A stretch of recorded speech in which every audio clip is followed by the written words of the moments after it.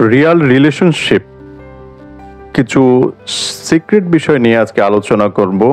সম্পর্কের মধ্যে যে কিছু সিক্রেট বিষয় থাকে সেগুলো নিয়ে আজকে আলোচনা করব। পৃথিবীর মধ্যে সবচেয়ে আপন লোক কে? তোমার বাবা মা, রাইট? এখন একবার ভেবে দেখো, তাদের পরে তোমাকে সে ভালোবাসে, তোমাকে তাদের পরেই স্থান দিয়েছে এবং তোমাকে বুক ভরা সমুদ্র সমান তোমাকে ভালোবাসে। এখন আমার কর্তব্য তো তাকে সাপোর্ট করা।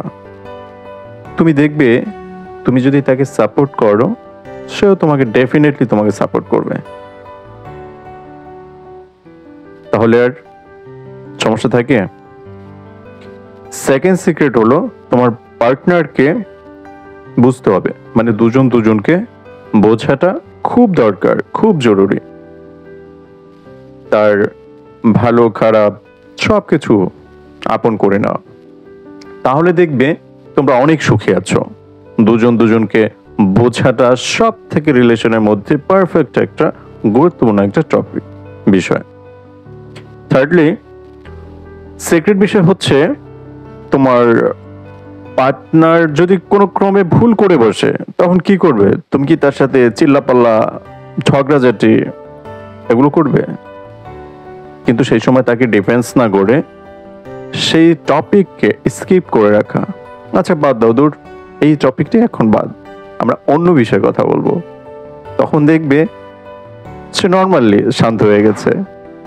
তুমি রং, তার রাইট, কিন্তু তার রাইটটাকে তুমি যদি রং বলো, দেন সে কিন্তু খেপে যাবে।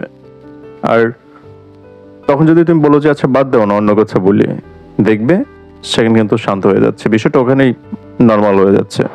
এটা গুরুত্বপূর্ণ একটা পয়েন্ট।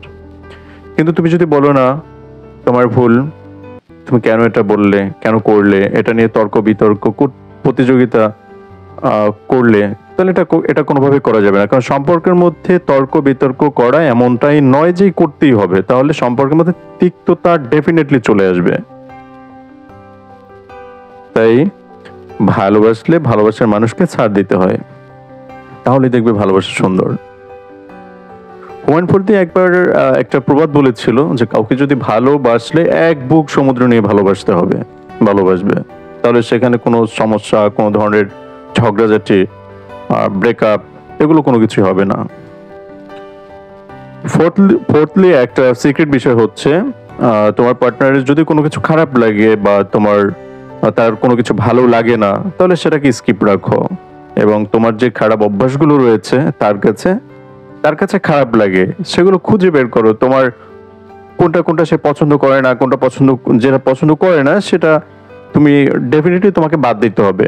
এটা যদি তুমি করো, তো নর্মালি তোমার রিলেশনটা খুব সুখে শান্তিতে দিব্যভাবে চলে যাবে। হাই গাইস, আমি হুমায়ুন কবির হিমু ছিলাম এতক্ষণ তোমাদের সাথে। ফেসবুক অথবা অন্য কোনো প্ল্যাটফর্ম থেকে যদি তোমরা দেখো আমাকে, তাহলে ইউটিউবে গিয়ে আরজি হিমু লিখে সার্চ দাও।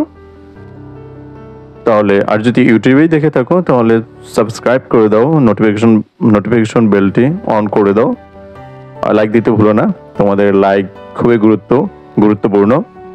এবং ভিডিওটি কেমন লাগলো কমেন্ট করে জানাও।